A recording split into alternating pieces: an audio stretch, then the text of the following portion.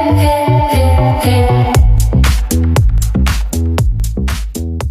and welcome back to the Precision Personal Training Podcast. This is episode number 54. Today's episode is one that I genuinely believe every single person will benefit from, because we're talking about one of the most overlooked pillars of health, performance, longevity, sleep.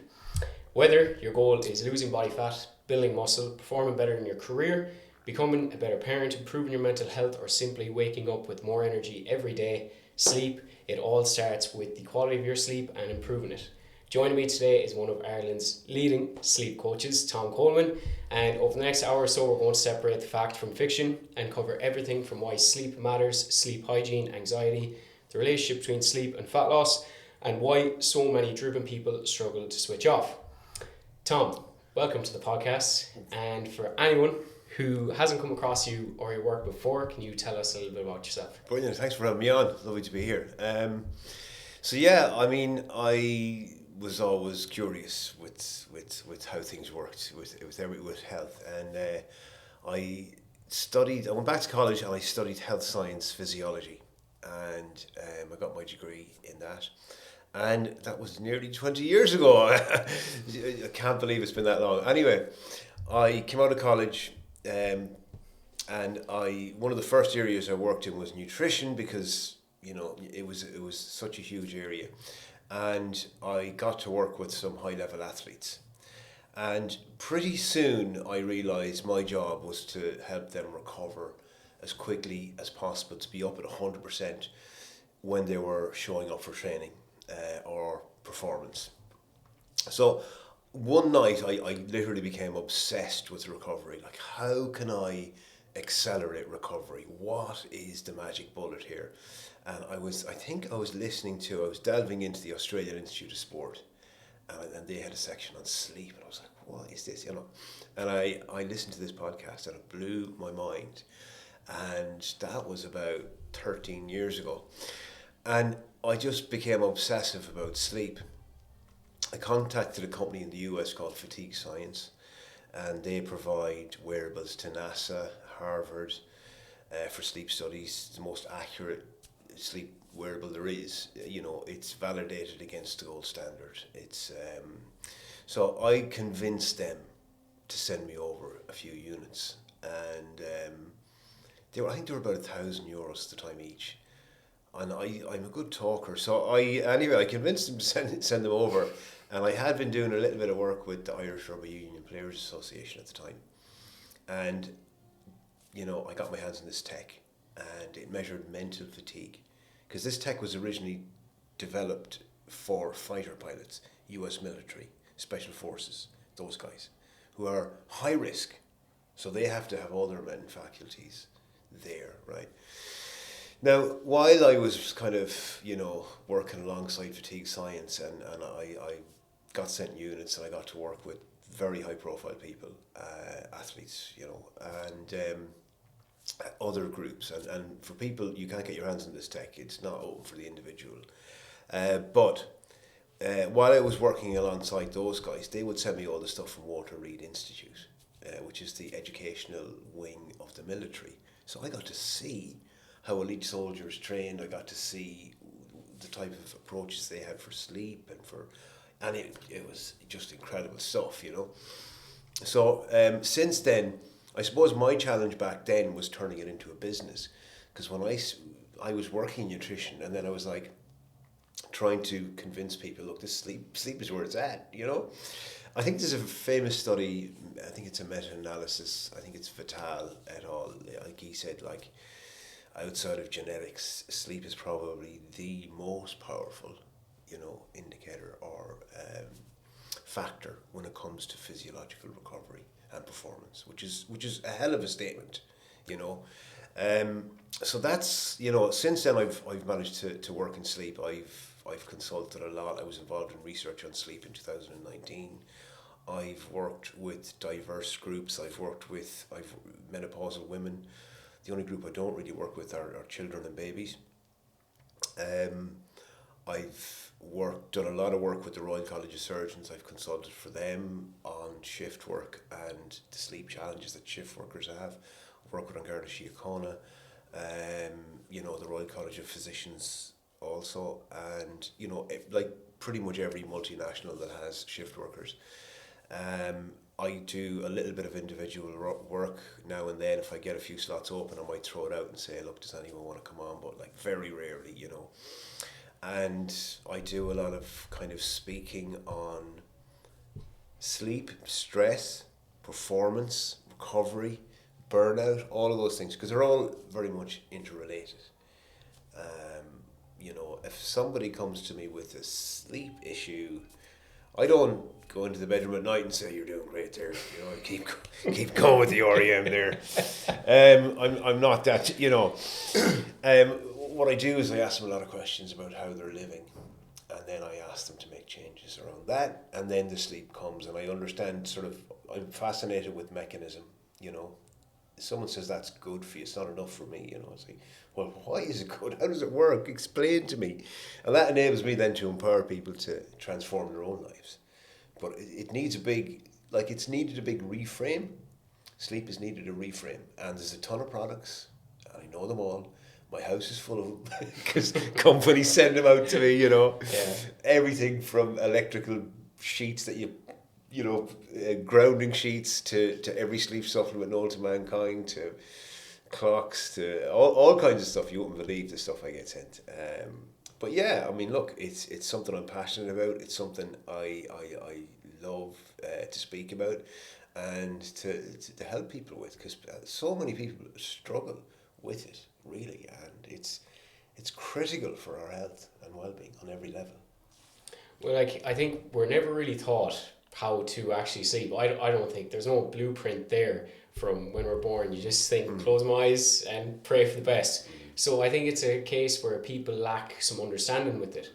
So I think the question you probably get asked all the time, what actually happens when we go to sleep?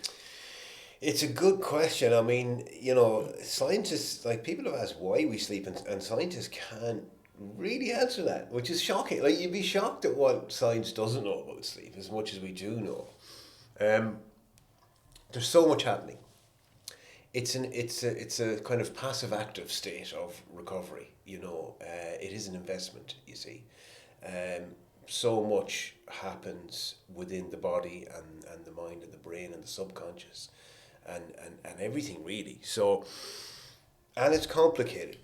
Sleep is complicated, and that's the thing. There's not one little area of the brain that's in charge of sleep. When we go into deep sleep, it's slow wave sleep, and these are slow waves that generate and pass through the whole brain, which is amazing. So let's kind of look at the complexity a little bit. There are so many layers. Your brainwave frequencies change, right? So right now, we're in beta, and we are concentrated, alert. I'm speaking about stuff, so we're accessing information. I'm all very alert. If you're daydreaming, you're in alpha. So you're alert, but you're relaxed and calm. And then in order to achieve sleep, we must go from alpha, and these things as a transitional phase before theta, alpha blocks it's called, and then you go to theta. So that's the brainwave signal, and then it changes through the different sleep stages, which we can talk about.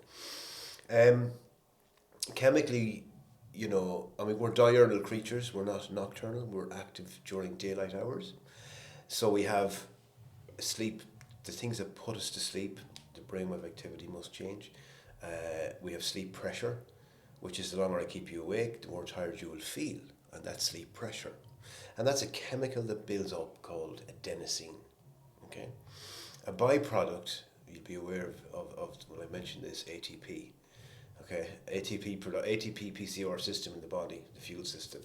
A byproduct of energy production is adenosine. So it's your body and brain keeping track of how physically active you have been, and it pours more sleep pressure into the tank, and the sleep pressure builds, and that's what pushes you down to sleep and keeps you asleep, helps keep you asleep. The other chemical that people know is melatonin. Melatonin is fascinating as well. People associate it with sleep. you know, it helps align our circadian rhythm, our body clock. We can talk more about that if you wish. We produce melatonin in the gut as well. So melatonin has many roles in human physiology. It acts as an antioxidant for unfertilized female eggs. So it has several roles, not just sleep. Your pineal gland produces it for sleep in darkness, when we have darkness. So what puts you to sleep, the melatonin and the sleep pressure, the adenosine, it tips you into sleep. And we observe brainwave activities then to see where you are and what stage you are. And if you're asleep or if you're unconscious from too much alcohol. The difference between, you know, how do I know if someone's unconscious or someone's with brainwave activity, right? You sleep in 90-minute cycles approximately. Okay, it's not a continuous event, you know. We talk about sleep requirement, and that's one of the first things to get right. Okay, how much do I need? So sleep is very personal. Some people are fine on 6 hours a night. Some people, most of us should be getting 7.5. If we look at the bell-shaped curve, most of us 7.5. 17% of us maybe need 6. Maybe some of us need 9. Maybe the 1% are outliers that can get by on much less. And we've all heard stories of people like that. Now, I would look at sleep over the course of a week, because most nights I would get 7.5. The odd night I'll get 6. The odd night I'll get 9. When I assessed an athlete, I would need 3 days worth of data before I even got a reading, right?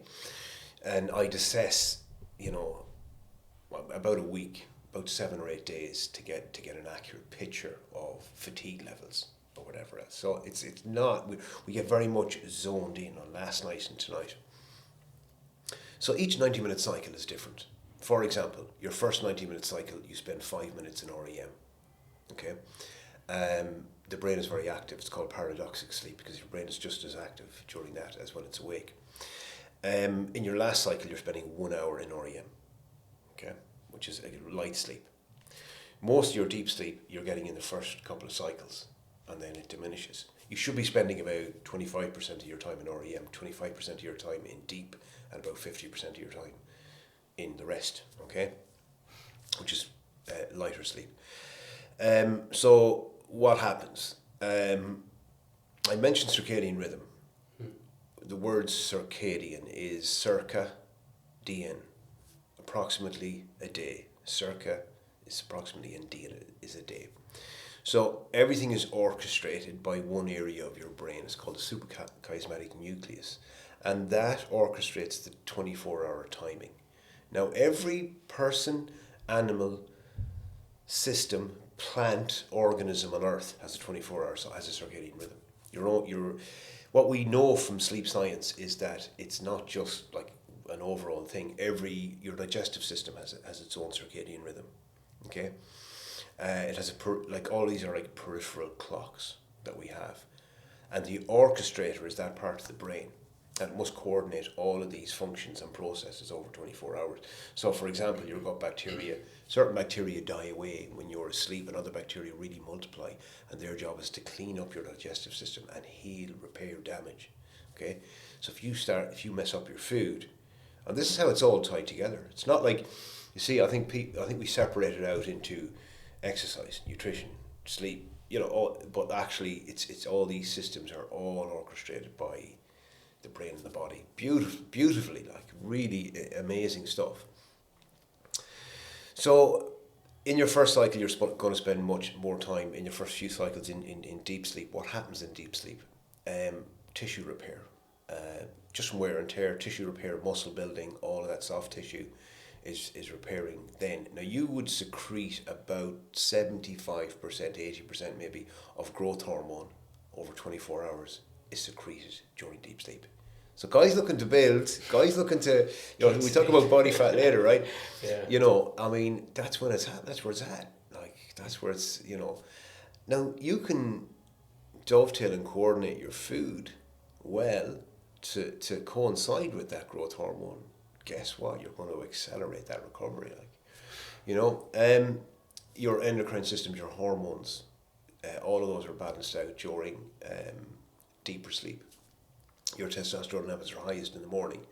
So it builds up, right? Ghrelin, leptin, the hunger hormone, the hormone that tells you to stop eating, all of those are regulated through deep sleep as well. Your immune system, you make immune cells like T cells and mast cells and natural killer cells which attack cancer cells in the body, irregular cell growth, those natural killer cells.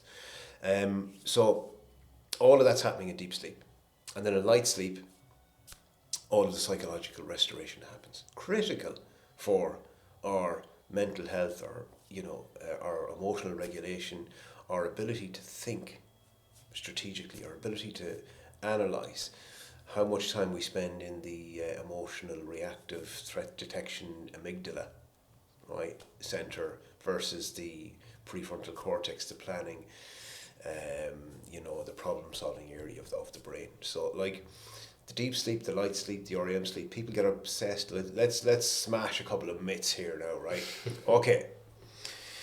My Fitbit's telling me I'm only getting so much deep. Look, forget about that, right? Yeah. Your brain will regulate how much deep versus light you require. So if like anyone with a young baby, I have a lovely 6-month-old, and if they're waking up and they're waking me up in my deep sleep, then the next night my brain will actually hold me in deep sleep longer, which is incredible. Light sleep, the same thing. If I require more or less of that, the brain regulates that. If people really want to get more deep, like the myth is that deep sleep is the best sleep, it's the most important, which is not true. Okay, equally important are REM, and equally important is your light sleep as well. So that's something that I hope people take away from this. All phases of sleep are equally important, right? And REM is light sleep. I think so. Sometimes I hear people saying like deep REM. Doesn't make any sense. So yeah, there's a hell of a lot happening, and what we have to do is get out of the way of that. That's what we're doing. You hear talk about sleep hygiene. What's that? Sleep hygiene is everything you do from the moment you wake up to the moment you close your eyes. That's sleep hygiene. So what we have to do is make sure those activities are kind of aligning with our biology, our circadian rhythm, because at 5 a.m. your core body temperature is at its lowest. It starts to rise after that. You get a spike in blood pressure. Your hormones are at its height. You get the cortisol activation response 45 minutes after waking. All of these are chemically orchestrated events. And we are designed to get out, to get active, to find food, to build shelter, to find calories. All of that is chemically and electrically orchestrated through your circadian rhythm. And it's when we kind of misalign our activity with our biology that we have challenges around that. So let's say then, and one of the main ones that I want to get across is the fact that I train a lot of guards and a lot of nurses, and you're talking about this, it's a very complex process that I feel like there's a lot of factors that come into it. And let's say if you do shift work, I do slag them sometimes saying don't do it, but obviously they can't get around it. Is there a way of, let's say, getting back hours of their sleep, or let's say do you try to have a nap on the job on your lunch break, or what's the best way to attack a shift worker's schedule there that is for nights? Yeah, there's a lot of shift work schedules. I've done a lot of work with guards as well, individually and as a whole. A lot of them are on the continental shift, which is 2 days, 2 nights, 4 days off. It's a common shift pattern in manufacturing and policing, and indeed in healthcare. So you try and bank sleep as much as possible. Like, you see, you can't do it. You can't shift everything for 2 nights. Like, my digestive system, for example, I can't shift that. I can't shift their circadian rhythm for two nights and then go back to normal. So you have to keep your digestive system on days, right? There's not a lot of work like done in Ireland on this. Like, there is a sort of paucity of information. Like, Dr. Claire Corish has done some work, and I know her well. I've interviewed her, and I'm very familiar with her work on nutrition for shift workers. So the advice there is eat most of your calories, if not all your calories, before 12 midnight. You might be getting up at 2 p.m. to go into a night shift, right? So let's bank some sleep. Now, you're probably not going to be waking up at 2 p.m. You're probably going to be, if you're lucky, sleeping until 10 or 11 maybe, yeah? And then waking up and having broken sleep and whatever else. So you're getting up and you might be tired. Have a good breakfast, have another meal, maybe have a 90-minute cycle, or I know people who do even a 3-hour cycle. If you're starting your shift at 7 p.m, if you're doing 7 to 7, 12 hours, then maybe you can go to bed at 3 and get up at 6. And that way you're banking sleep before you go in, right? You're kind of tricking your brain as well. So like if you can get blackout blinds. Any shift worker out there, right? Any shift worker, actually anyone who's interested in sleep at all, right? Get blackout blinds. Do yourself a favour. We can talk about how that works directly, and I hope this is okay, but I definitely want to give a shout out to Hillary's, because they gave me blackout blinds and I love them so much. Because like the biggest lever when it comes to circadian rhythm is light. Mm-hmm. Like that's the biggest thing that helps align and realign circadian rhythm, without question. There's no doubt. So on these summer mornings, bright at 4:30, I think I was up one morning. It's literally bright at 4:30, right? I'm sensitive to light. One little crack in the curtain is enough to wake us up. You never mind a Spanish Inquisition as to who closed the curtains. That's like, you know, with your lovely partner maybe. Did you close the curtains? You didn't do it right. I'm awake at 6 o'clock because there's light coming in, you know. But the blackout blinds, they just like, I love them so, you just, boom, it's night. Yeah. To your brain, it's the middle of the night. If you go to bed at 8 o'clock, 7 o'clock, 2 p.m, close those blinds. That's it. You'll be shocked at how powerful it is. Like there are some activities that we can and cannot do that have big impacts, but yeah, so that's one of them. So maybe they bank 90 minutes or 3 hours before going into the night shift, and they have to just push through that. Like the big thing for shift workers is, so it is a health risk behaviours. It's a carcinogen according to the World Health Organization. It's been classified. It was reviewed in 2017. It still is classified as, I think, a class 2 carcinogen. So in health science, there's health risk behaviours and health protective behaviours. So you have to do, like as a shift worker, you have to make sure you minimise damage. You have to make sure that your activities outside work, your choices outside work are amplified. If you're a shift worker, the food you eat, how much exercise you're getting, all that stuff is kind of amplified for you. If you're not looking after yourself, you're going to create more damage. The problem isn't the shift, it's the sleep deprivation. Okay? Shift workers on that continental shift work 54 days less per year, but they work more hours than a 9 to 5. So it's much more intense, you know, on all of their systems. It's more intense. So their time off is critically important, that they try and charge up their batteries, and yes, there is some new and emerging science talking about you can bank sleep, you know. So you're always looking ahead. Learn how to nap. Learn how to sleep. You said it earlier, and you're 100% right. It's a skill that we should be taught, you know, or we should be taught how to downregulate. You see, I believe in today's society and the way we're living that we're not downregulating properly. There's three core issues for me, right? This is all my experience of nearly 20 years. I see the three problems. We're not using our bodies for their intended purpose. We're not designed to be sitting down in front of a computer, driving, you know, all that kind of thing all day. We're designed to move, to push, to pull, to build, to get cold. Like our thermoregulation, we've removed all those cues from the environment, you know. We're not able to thermoregulate now, you know. We're soft, we're gone soft. You know, comfort, we're on I don't like the cold. Yeah. I don't like how that feels. I go for a run, I want to go on the couch, you know, I want to lay on the couch and scroll. Oh, lovely, you know. Yeah. People are telling me that's relaxation. It's disassociation. Get uncomfortable. Do a comfort reset. I love to go out in the mountain and get dirty and get wet and get, you know, and struggle. My God, the shower after that.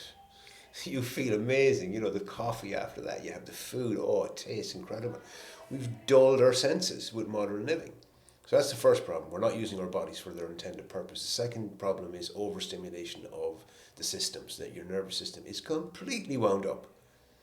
Walk into an Apple Green, sorry not to mention Apple Green, but walk into any of those big garages, right, and have a wall-to-wall overstimulation, Yeah. wall-to-wall.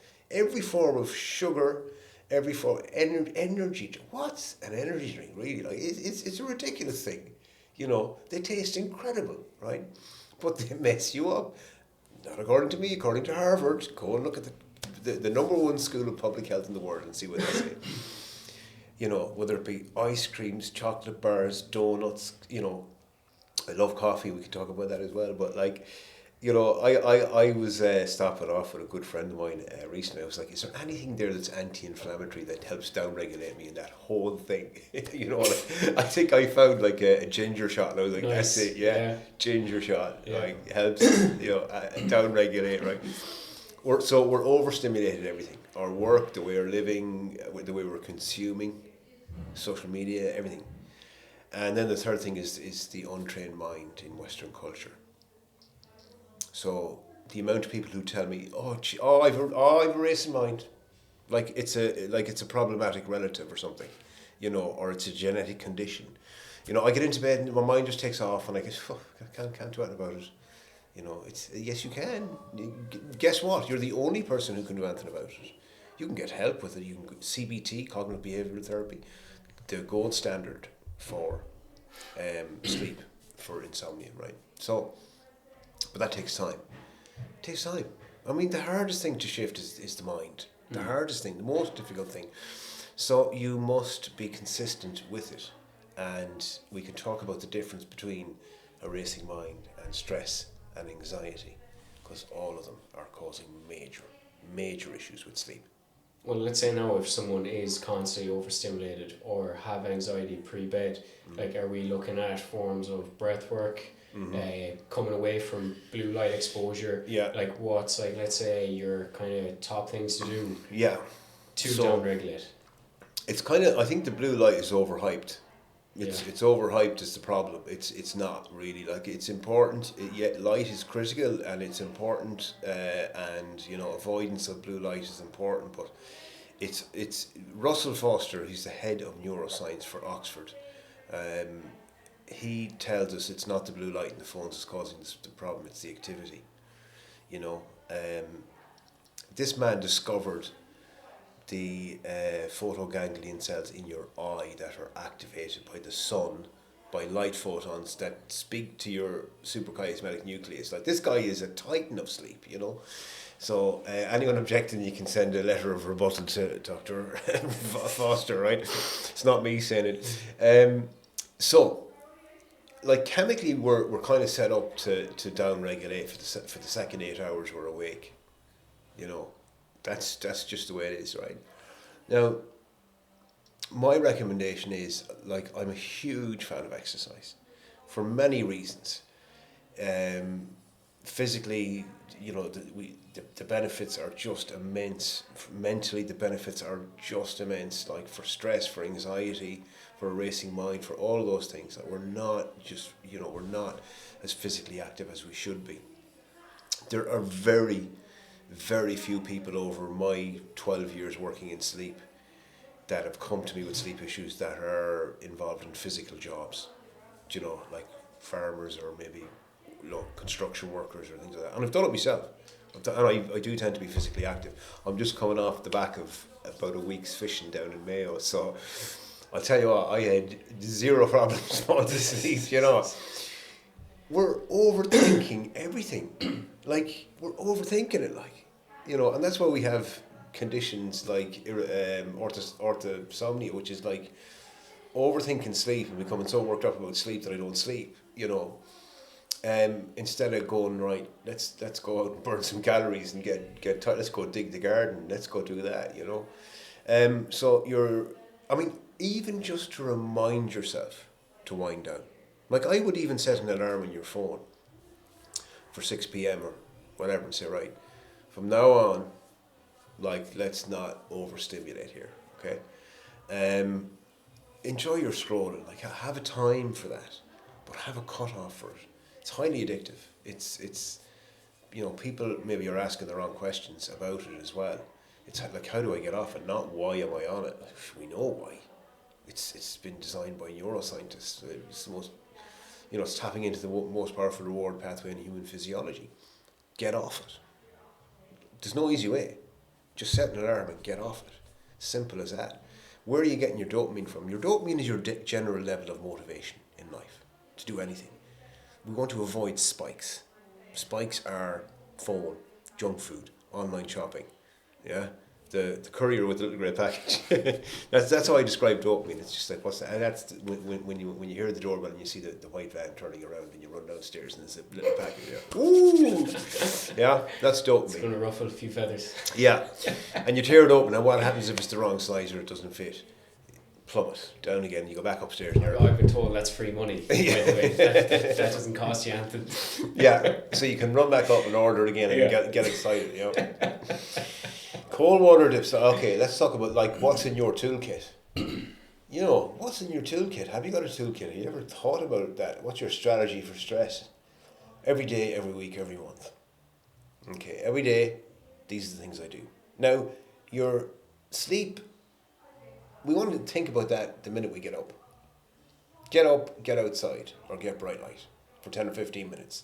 I'm not asking you to do it that's going to cost you really, because you can have your cup of tea standing outside rather than inside or whatever. Do a few squats.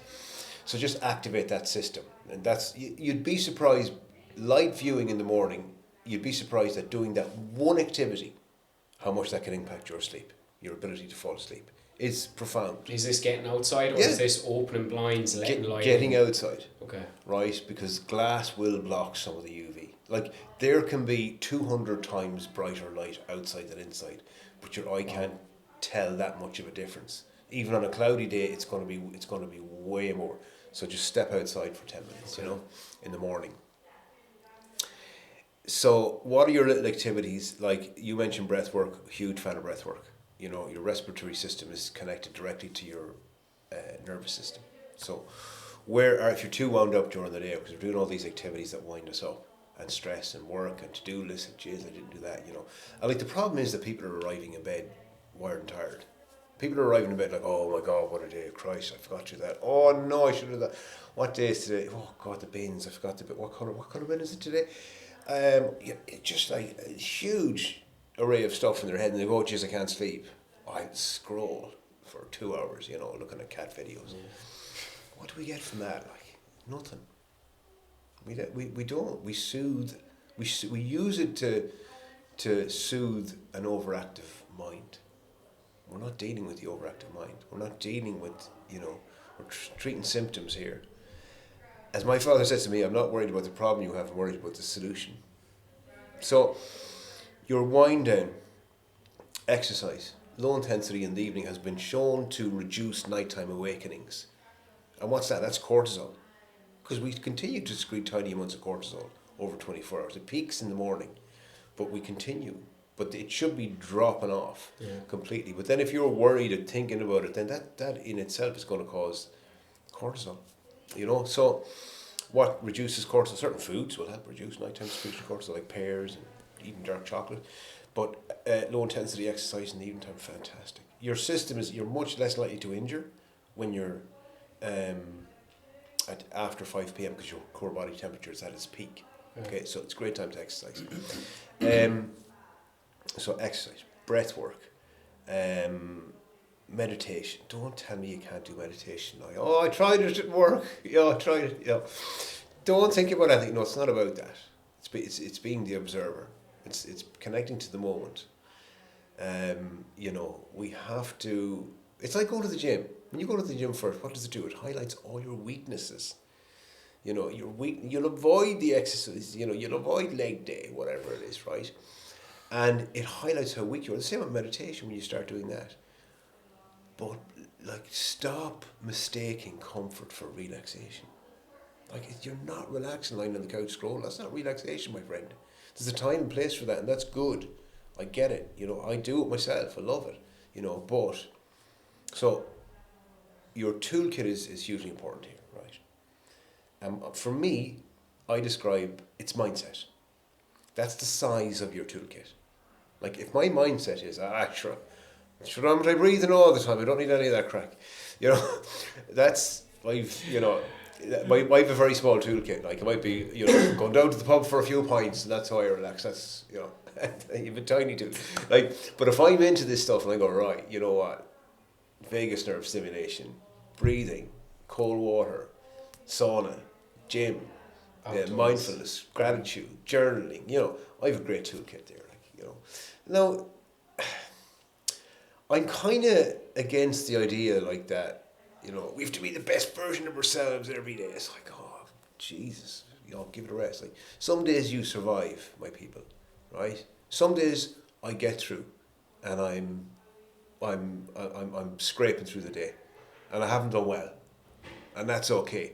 And I think that people there has to be a little pushback against. See, for me, it's about, and I hate this word, but it's about balance. It's about there's no one out there being the best version of themselves every day. If they are, they're kind of off their heads, in my view. Yeah. It might be a bit controversial me saying that, but now, so okay. I suppose what I'm trying to say is don't be too perfectionist or hard on yourself, but then again, get it done in the don't be lying on the couch. I think it's listen to your body as well. Like I often have this conversation with clients where like they feel like they have to be on the ball all the time, doing everything right, because that will lead to the result. But I think it's just nearly, like you nearly read the room. You have to listen to your body and know. Yeah. Some days, all right, that was just one bad night's sleep. The Whoop or Apple Watch is going nuts. Like forget about it. It's fine. Move on. Just try to do better the next day. Yeah. Just an interesting one on the exercise. So if I was to ask you now, when is the best time to work out? Yeah. Like me personally, I love training in the morning. I feel like I can't wag in the evening. Is that... Yeah, so the best time, like from a circadian rhythm point of view, it's 30 minutes, 3 hours, and 12 hours after you wake up. There we go. Something along those lines, right? Okay. So initially when you wake up, your testosterone levels are going to be at their highest. Yeah. Right. So now the other thing is chronotype is it is individual. I don't like working out in the morning. I really horrible. I hate it. I'd never do it. I love working out in the evening. Now I'm a night owl type of person, That's my chronotype. Okay. Now it was very useful to have both of us in a group. Like when we walked around the planet for 300,000 years, modern humans in groups of 50 to 100, we had different people who were those lunatics like yourself who were up in the morning very early asking questions, all happy exercising, not me. My clients hate it. Yeah. Now, and that's your chronotype, and that's cool. Now, we have all these different chronotypes, right? And it's because it protected us. It protected the group. I mean, it was super beneficial to have a person like me who was up at 1 o'clock in the morning looking around going, what's happening? Thought I heard something, and good to go. They're snoring belly full. Yeah. So that's the reason why we weren't eaten by lions, because we fell asleep outside in groups around the fire, and the fire died down at 2 or 3 o'clock. There was no one awake, or very few people. But there was always like one or two people kind of stirred or whatever. So for exercise, like if I was to look at it strictly, like I'd say for you, go for it, do it in the morning. Your coordination levels, your mental faculties are going to be at their best kind of around 9 to 12. Okay? So if you're doing any tactical stuff or thinking, that's the time to do your deep thinking. Your hand-to-eye coordination is best around lunchtime, and your cardiovascular system and your core body temperature are working at their peak at about 5 p.m. So that we broaden those windows out, but give or take, yeah. Now what you don't want to be doing, I see a lot of people are leading very busy lives, and so am I, but you want to avoid the big heavy lifting sessions or the 2-hour cycles, 8 or 9 o'clock at night. You want to, that's your time to start down regulation. And look, exercise in the evening, I'm all for it, but you can train your systems to down regulate. Don't go over 45 minutes. You don't want to bring the cortisol too high up. That's the idea. Mm-hmm. And then how do you down-regulate the systems? Hot shower. A hot shower causes a rebound cooling effect in the body. Because what do you do when you get into a hot shower? Your body pumps all the blood out to the extremities to cool, right? So it helps cooling. and that will help sleep. Food, proteins and carbohydrates. So have a good meal in the evening time, even after your training. People are like, oh, should I not eat or should I? Well, the overall number is 24 hours. So if you're not going over that, it's actually fine. If you've exercised, as you know, the glucose levels in the muscle will be screaming out for, they'll be depleted. So any food you take on, it'll be sucked up by your muscles. People are like, if I eat in the evening, it'll be stored as fat. No, it won't. Okay. And breath work. So deep, and all of these three things, and this is what professional athletes do: deep breathing, food, hot shower, and all of those activate the rest and digestive parasympathetic system, which tells you to downregulate. Okay, and then when it comes to supplementing for sleep, I'd say you're bombarded with this. Yeah. I have people that come back from America with umpteen amounts of melatonin. Yeah. And they're delighted with themselves. Yeah. Supplements for sleep, do you buy into it at all? Can it help? Yeah, I mean, I'm a particular fan. I remember doing a fair bit of digging into clinical trials on this. So I kind of categorize things that, say, we'd broaden it out, because if you have a medical sleep issue, you need to see a doctor, and you may be prescribed a sleeping tablet, and that's very appropriate for you, and that's fine. So that's like the medical level. Then you can go to the chemist and you can get sleep aids, which need to be taken with extreme care because of what Russell Foster says about them. So you have to use them as prescribed short-term use. They're not, like you mentioned, guards and nurses. God,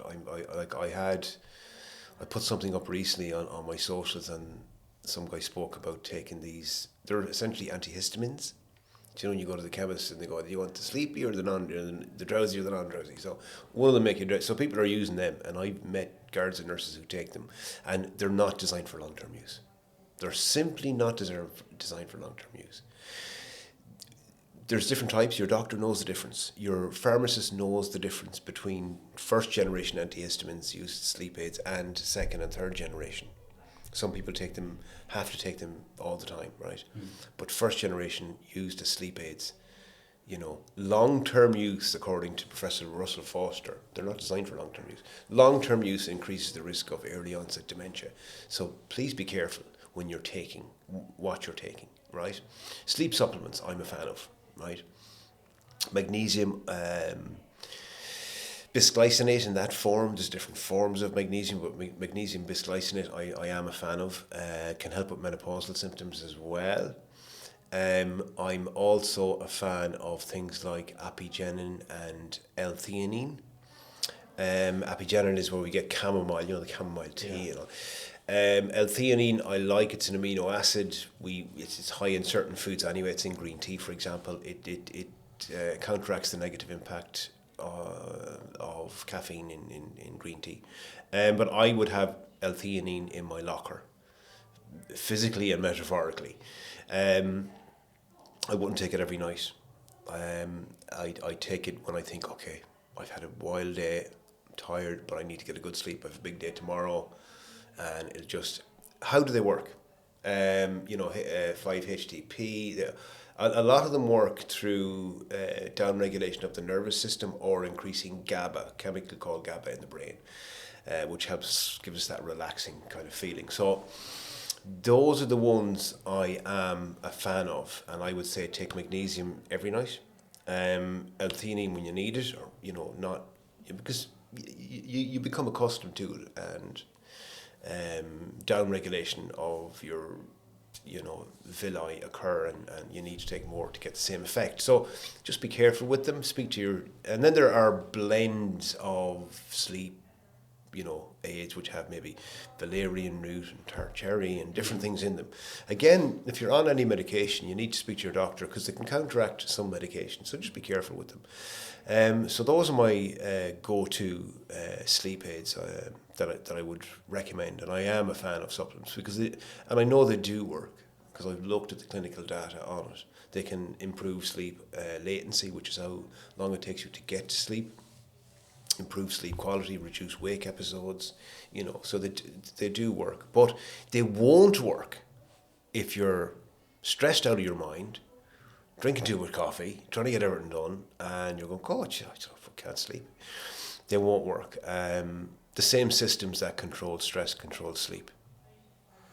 Caffeine, you said you love coffee. I Yeah. love coffee. Big Black fan. Americano every morning. Yeah. So, two things. The first cup in the morning, is there, let's say, is that pushing out that cortisol spike later in the day, that the natural one we have in the morning when we wake up? If we go and grab coffee first thing, let's say the saying is hydrate, then caffeinate. Yeah. Is that a myth, or have you seen signs where you should push out your first morning coffee? So you should push out your first morning coffee, but it's kind of mixed up, right? So cortisol activation response that happens naturally, we can help that. Now we want a good strong signal. If we get a strong signal, we get a strong response, and the strong signal to improve or heighten our cortisol activation, because that's your let's do it, let's get up and go, is light and exercise. So my recommendation is, now when you wake up, people are hitting the snooze button, they feel groggy, they feel tired, like I've worked in sleep for so long, I've met 2 or 3 people who wake up and feel refreshed in the morning. Most people wake up and they're like, oh God, it's more, oh God, I could do another couple hours sleep, I feel tired, and what they do to counteract that, now that grogginess is adenosine that's floating around your brain. That's the tiredness chemical. The caffeine molecule in the brain is the same shape as adenosine. So the caffeine blocks the receptor and it delays tiredness. Okay? So if you don't have the caffeine, you've all this adenosine, get outside, get light, get exercise, and that clears the adenosine. Okay? And then have your coffee. Because if you do it the other way around, what will happen is, if you have the coffee first, it'll block the receptor. You won't clear the adenosine, and then at 2 o'clock when the caffeine leaves, the adenosine will go back in and you'll crash. So hydrate. I'd love ginger in water. Start to wake up the digestive system. Because one of the world's leading experts on this is a guy called Dr. Sachin Panda, and he's wrote a book called The Circadian Code. He's an institute and a lab that study circadian biology, and he's a fan of fasting, and he said, look, it takes a little bit of time for your systems to come alive. So light, a little bit of exercise, hydrate, then have your coffee. Caffeine has a half-life of anywhere from 6 to 8 hours, which means it takes 6 to 8 hours for 50% of it to be eliminated from the body. Caffeine starts to kick in within 20 minutes and peaks after an hour, and then slowly it goes away. Some people we have a genetic mutation that allows us to process caffeine out of the 1 million genes or however many. I can't remember the ERGC1 or whatever it is. It's the caffeine gene. Some people have 2 copies of it, so they can process caffeine quicker. Some people have no copies of it. So they're the people who have a coffee and their heart goes through the roof. Can't deal with it, right? So most of us, about 65%, have 1 copy. So, your cutoff then for coffee would be about lunchtime. Like my cutoff is lunchtime. That's it. I won't have any more caffeine. And tea has caffeine. I worry about the people who, I wake up and I have a cup of tea and I go back to bed. So yeah, that's the caffeine. Love my single origin coffee, but be mindful, don't overconsume. Okay, so let's say come 2-3 p.m. Yeah. cut. I would give it a go. My cutoff generally tends to be 12 or 1, and I love coffee. Yeah. The odd day I might have a coffee if I'm being indulgent, and then because the odd night it will happen, and then I'm lying there and I'm tired and going, why haven't I honestly? Oh, it's that coffee I had, so just be careful with it. Okay, and then let's say someone who thinks they can function off 4-5 hours sleep.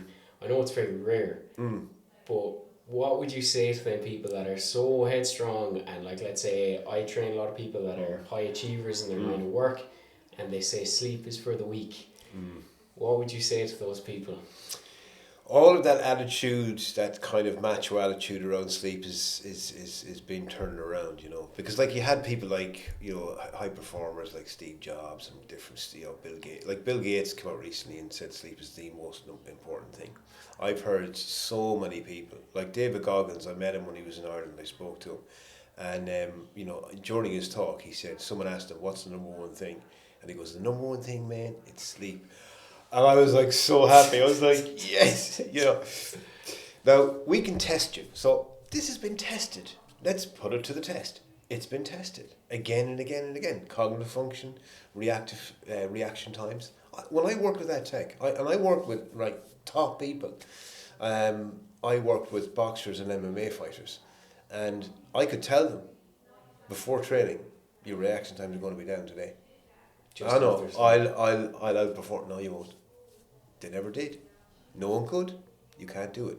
You can't do it. We know, if we talk about leadership and performance and how sleep impacts that, it really does. I've been lucky enough to travel the world with what I do, and I was in Saudi Arabia last year at a world conference, and I got to work after them with the Saudi Leadership Society, and these are like high level people, and so how does that work? If you're sleep deprived or if you're chronically stressed, you're going to spend more time in the amygdala, in the emotional part of the brain, and you're going to spend less time in the prefrontal cortex. And the prefrontal cortex is the executive decisions, reasoning, planning, problem solving, and it decides what to let in and what not to let in. So the example I like to use is, if you're at work and you're very stressed and someone is annoying you and someone says something incredibly stupid and you think, oh my God, I'll throw you out the window, right? You get that urge to choke them or throw them out the window, right?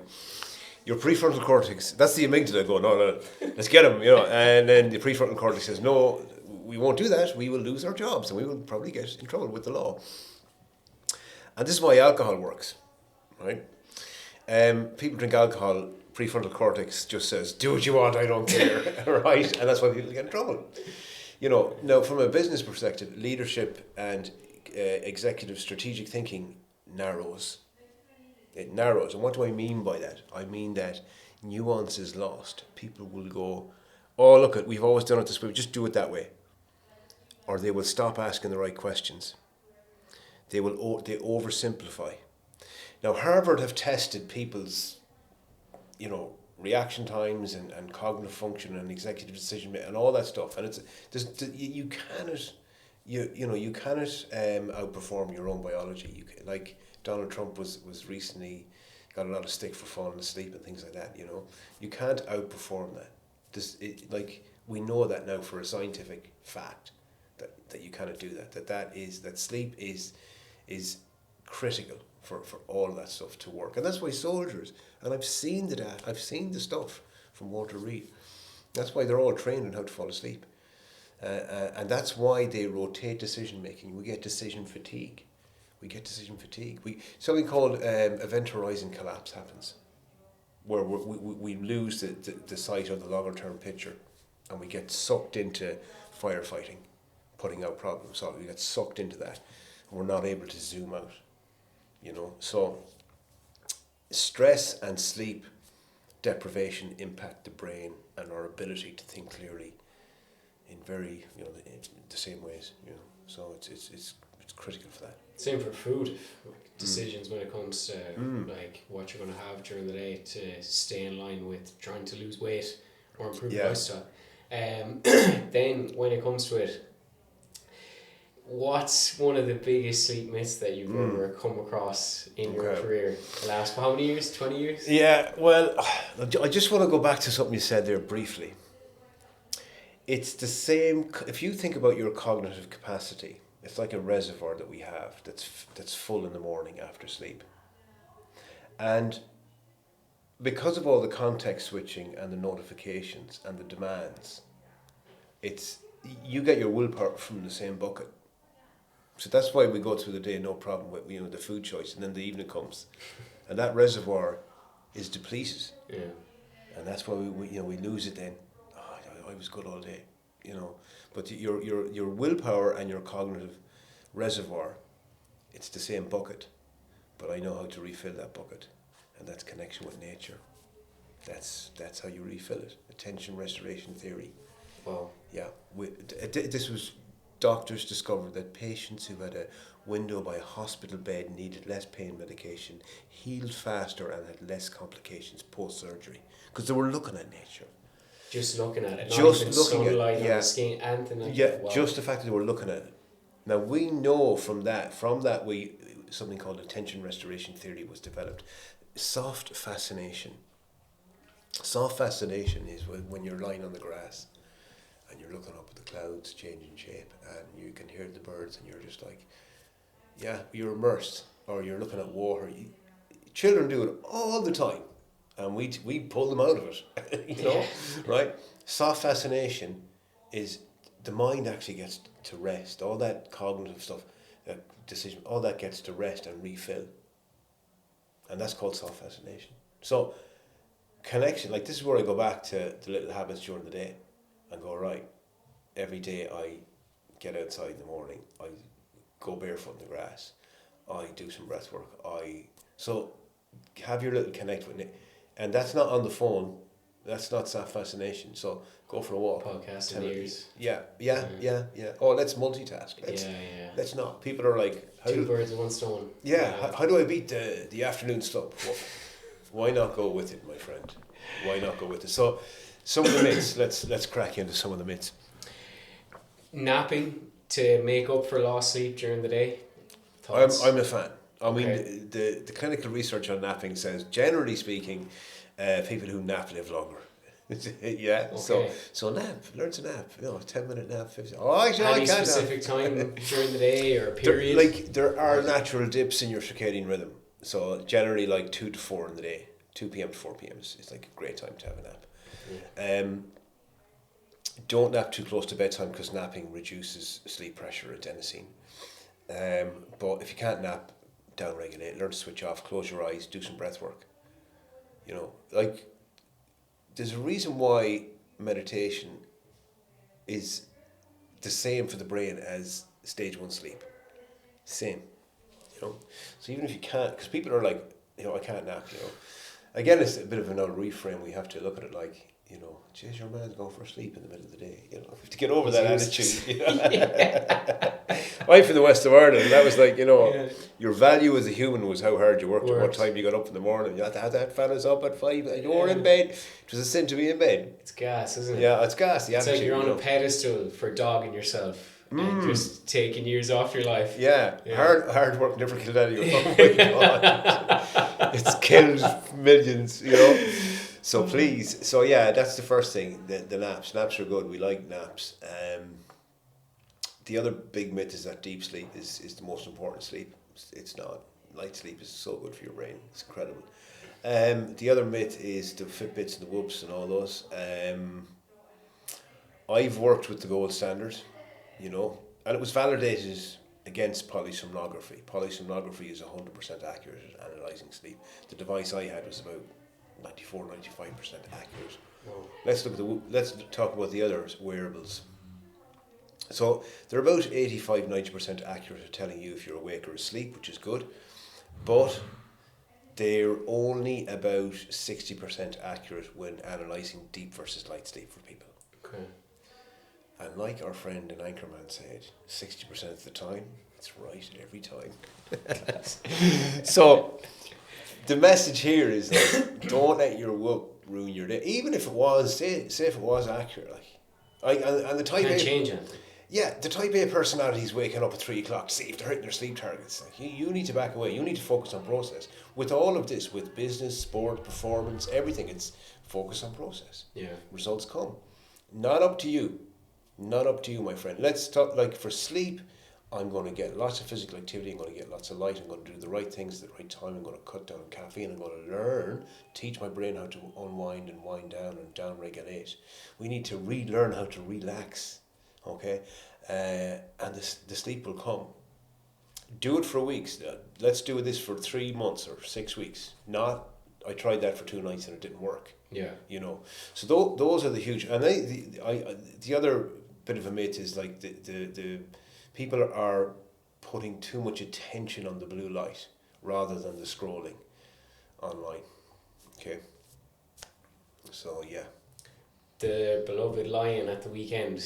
Yeah. So let's say someone's usual routine is up at 7, bed by 9. Let's say they stay up later at the weekend and stay in bed longer, or even if they still wake up around 7 and go back to sleep. Yeah. What's your thoughts on that for, let's say, the Monday, getting back into it? Yeah, so like, every sleep scientist or, advocate will sort of say, go to bed at the same time, get up at the same time. But like, real life happens. And that doesn't happen for people, right? So maybe they do overindulge or stay up or whatever, that's okay. You will probably wake up at the same time, I would say. Most of us do. Your brain likes patterns. Now, you can fall back asleep again. I do a 90-minute cycle. So you can get your extra cycle in on the Saturday morning, You want to try and build a sleep pressure. And look, you quickly get back into rhythm again. And look, the most powerful way to do that is the light exposure. Okay. And get a light box in the winter. Again, for all the shift workers, get a light box, right? Incredible thing. You just, like a little tablet, turn it on in the morning. So yeah, I mean, look, I'm not, because like sleep disruption happens.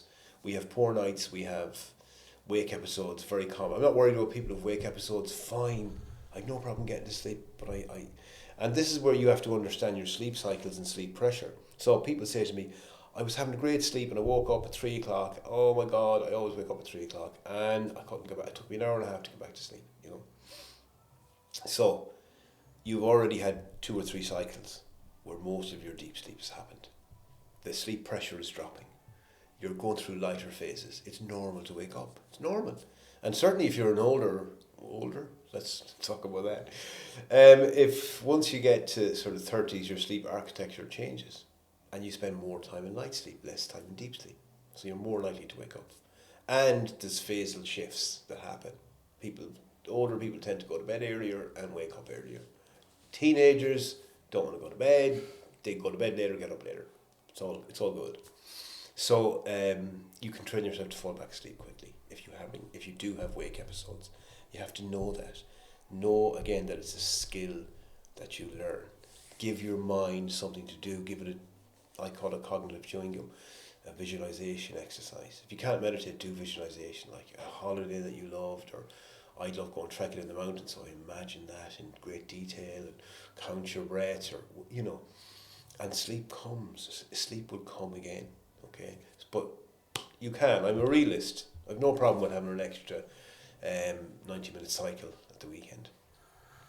And my last question is, what's one practical takeaway you want people to take from this episode that if they start today, it will lead to improved sleep and quality of their life? I'll give you an acronym.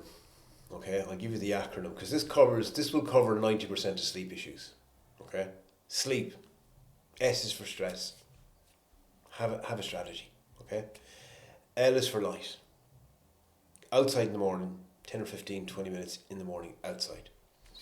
E is for exercise. You're building sleep pressure. You're relieving stress. It's a multifaceted tool.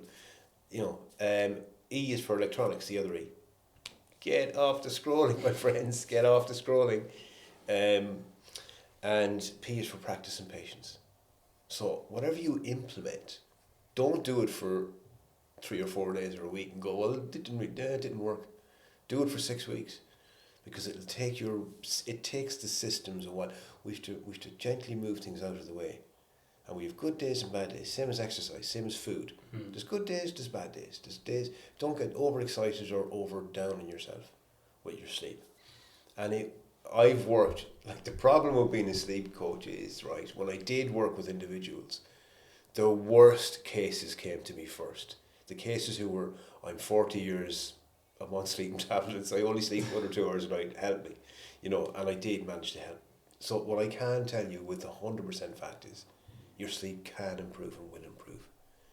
But it's about, the same as exercise, it's about consistency on a daily basis. It's about the small habits done repeatedly. I try, I fail. Failure is fine. when failure is linked to sleep. When you learn something new, your brain rewires. That's called neuroplasticity. And the trigger necessary for neuroplasticity to happen in the brain is repeated failure. So isn't that beautiful? You're actually supposed to fail a couple of times before the brain goes, oh, I know, he wants me to do this. Okay? So like the weights in the gym, you're going to struggle, but fail well, do it again. Don't stop over-analysing it. Just keep doing it. Tom, thank you so much for coming on today. But before we finish, where can people find you? Where can they find your work? Socials, website? Yeah. Shout it out. My website is tomcoleman.ie. I talk on many things from sleep to human connection. The benefit of that to leadership, burnout, and everything. My new Instagram, my old Instagram got deleted by a bot. Don't ask me what happened. I've lost all my followers, so I'd appreciate a follow from you guys. So Tom Coleman Speaks is my new Instagram. And if you have questions, if you're struggling, do reach out, because worst case scenario, I'll send you a voice note. I'll direct you in the right area. Thanks so much again. Thank you for listening, and catch you in the next one.